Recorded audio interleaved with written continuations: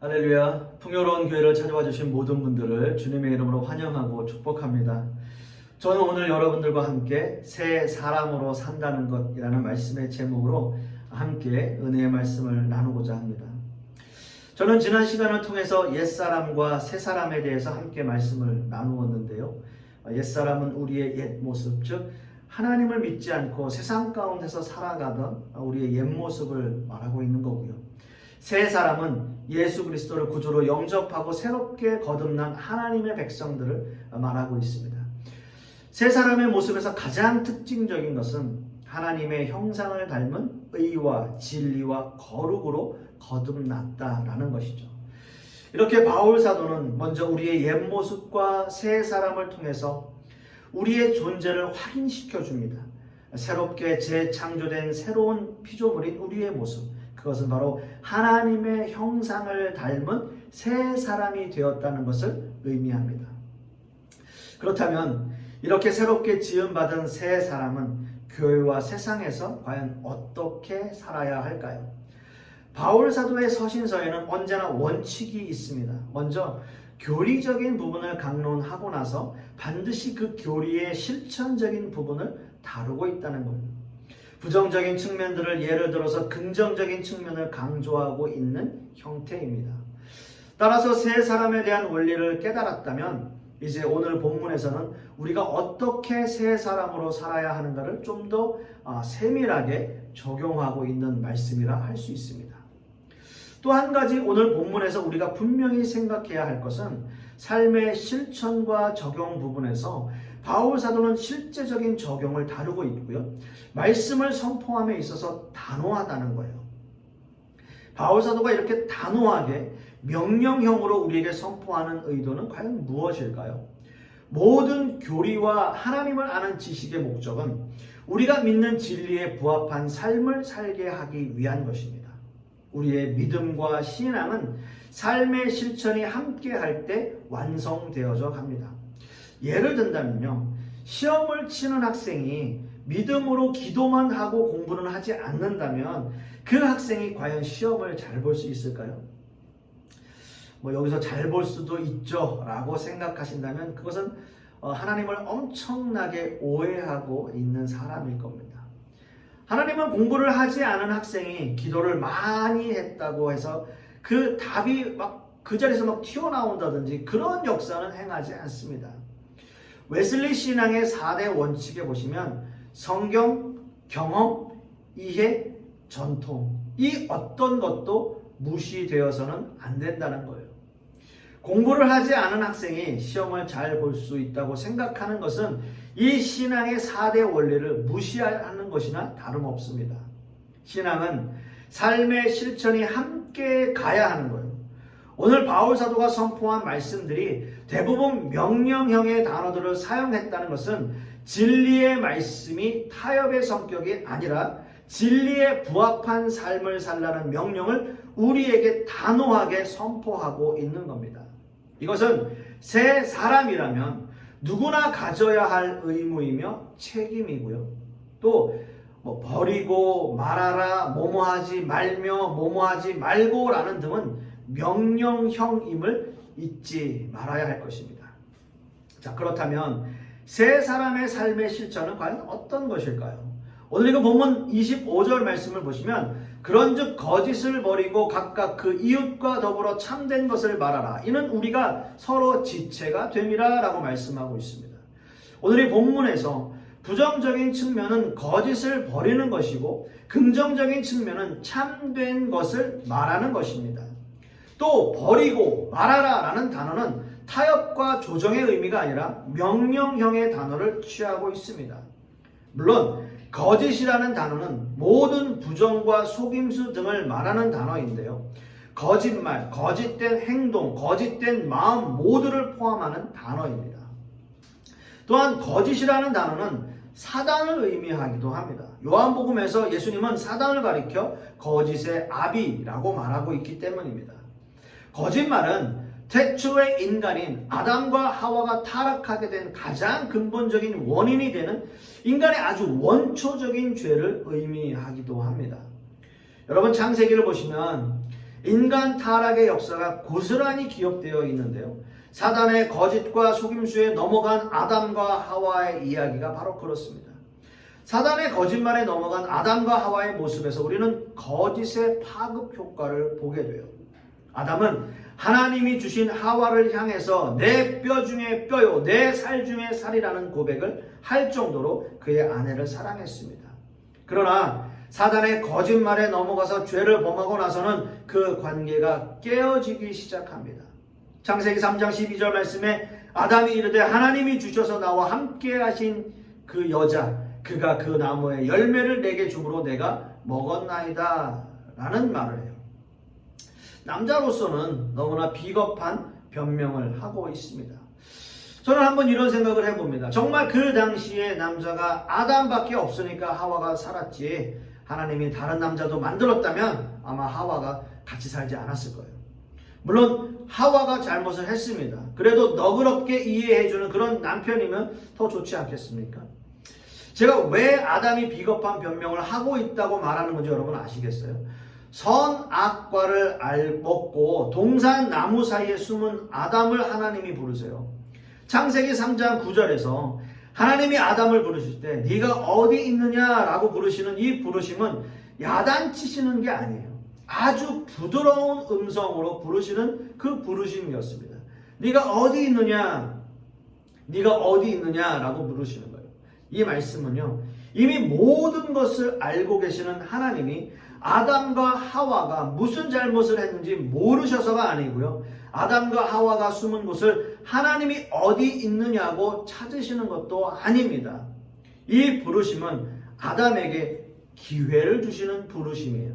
기회를 주시는 것이에요.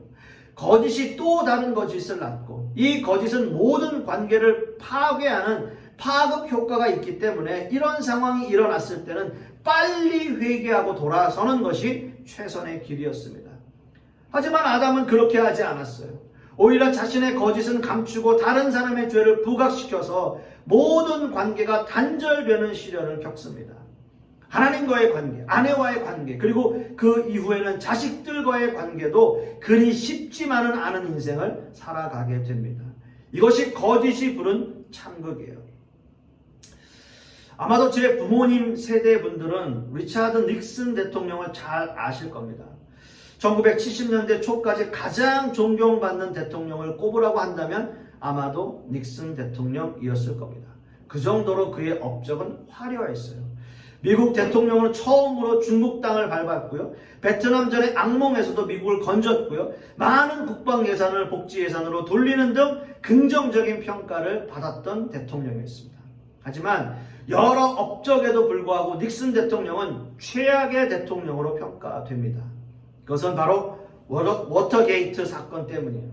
정확히 말씀드리면 워터게이트 사건 때문이 아니라 워터게이트 사건에 대한 그의 거짓말 때문에 그는 사임을 하게 되었습니다.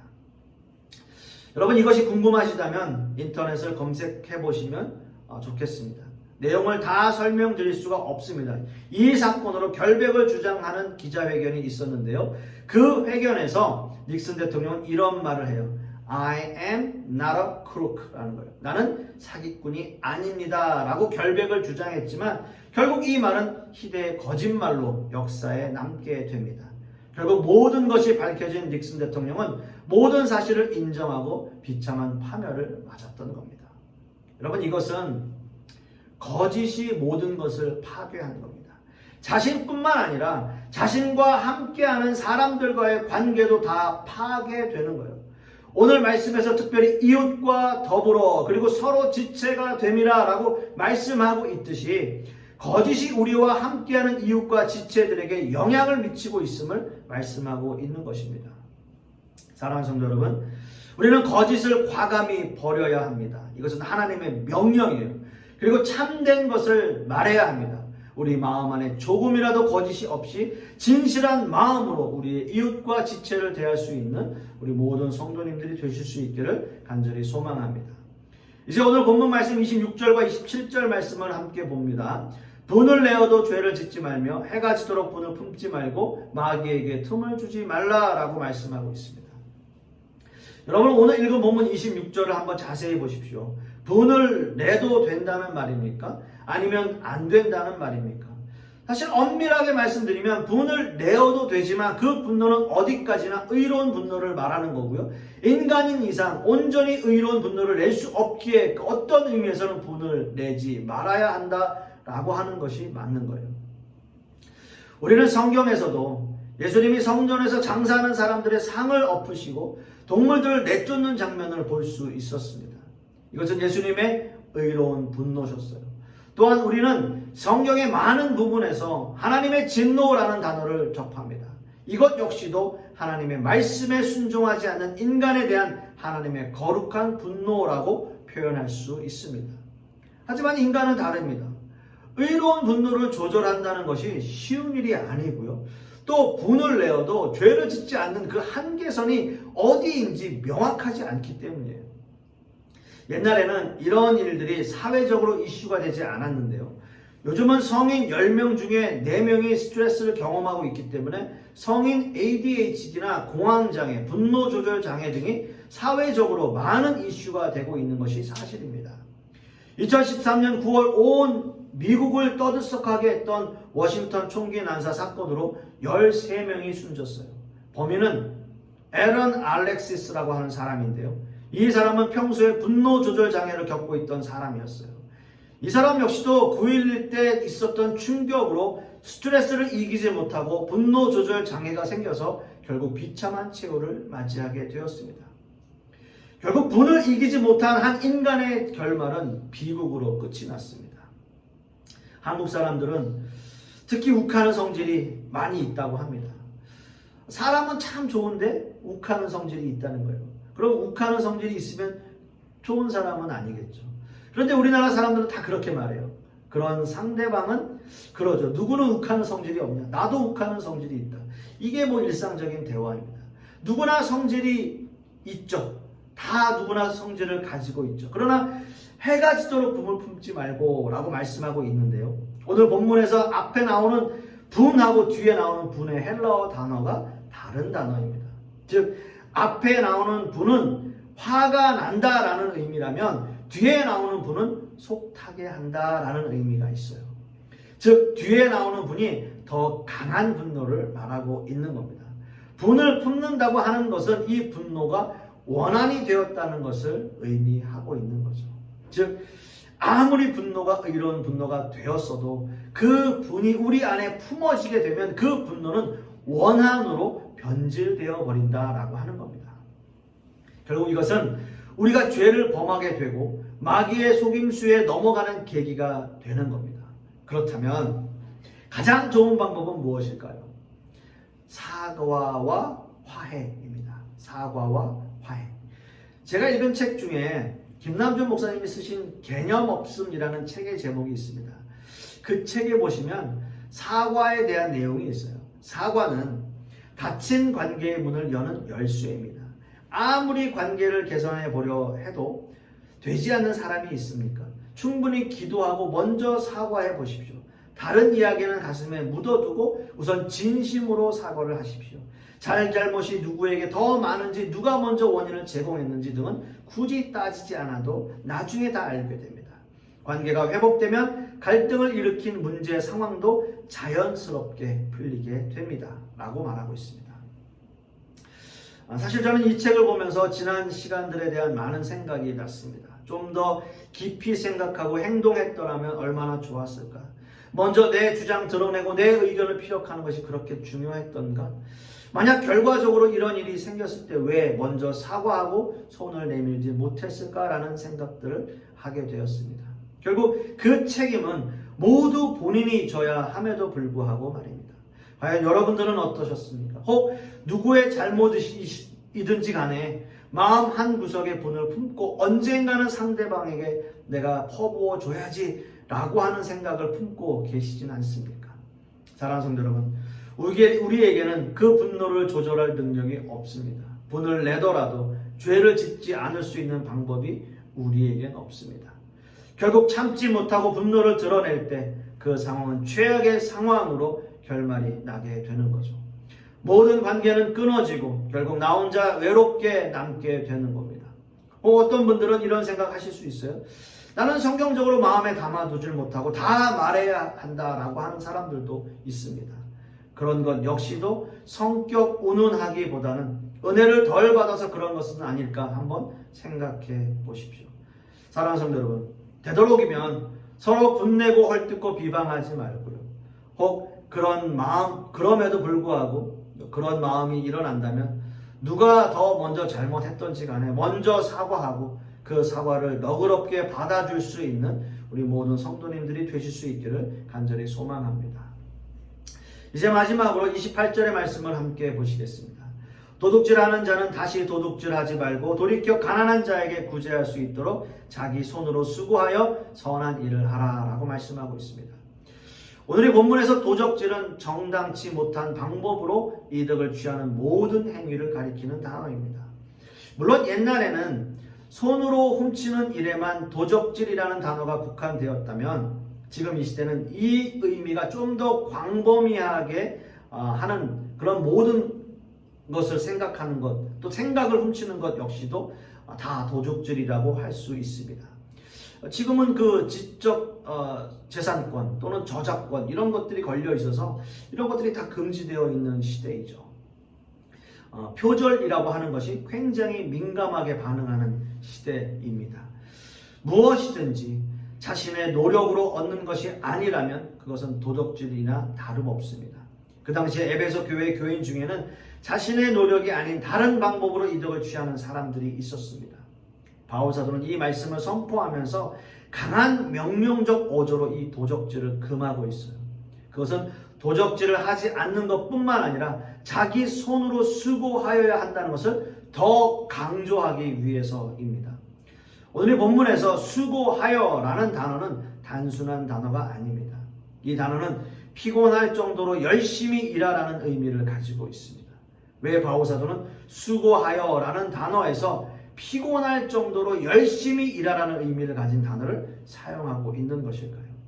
바울 사도는 피상적인 신앙에 머무르지 않기를 바라고 있습니다. 그저 생각만 하고 머리로만 이해하는 신앙에 머무르지 않기를 바라는 마음으로 이렇게 강력한 단어를 사용하고 있는 것입니다. 중요한 것은 삶의 실천입니다. 기도만 하지 말고 생각만 하지 말고 머리로만 이해하지 말고 깨달은 말씀을 나의 삶에 적용하고 실천하라는 강한 선포인 것이죠. 그래서 피곤할지라도 열심히 일해라. 그렇게 열심히 일해서 어려운 우리의 이웃을 도와라. 이것이 진리라는 겁니다. 이것이 하나님의 뜻을 이루는 삶을 말하고 있습니다. 말씀을 맺습니다. 사랑하는 성도 여러분, 오늘 말씀은 새 사람으로 이 세상을 어떻게 살아야 하는지 구체적인 삶의 방법들을 제시하고 있습니다. 어찌 보면 너무나 당연한 말씀처럼 들리지만 실천하기는 쉽지 않습니다. 거짓을 말하지 말고 참된 것을 말씀하십시오. 분을 내어도 죄를 짓지 마십시오. 그리고 그 분을 품지 마십시오. 또한 열심히 수고롭게 하나님의 일을 하는 저와 여러분들이 되실 수 있기를 간절히 소망하겠습니다. 기도하겠습니다. 아버지 하나님 감사합니다. 오늘 말씀을 통해서 우리가 어떻게 이 세상을 살아가야 하는지 그 삶의 실천 부분에 대해서 함께 말씀을 나누었습니다. 새 사람으로 산다는 것 참 힘들고 어려운 일인 것 같습니다. 내 뜻과 내 의지로 될 수 없음을 고백하며 하나님께 도우심을 구합니다. 우리가 이 세상 살아가는 데 있어서 여러 가지 부족한 점이 많지만 하나님께서 우리와 함께 하심을 믿고 의지하며 나아가는 우리 모든 성도님들 되게 하여 주시옵소서. 주님 감사드리며 예수 그리스도 이름 받들어 기도드렸사옵나이다. 아멘.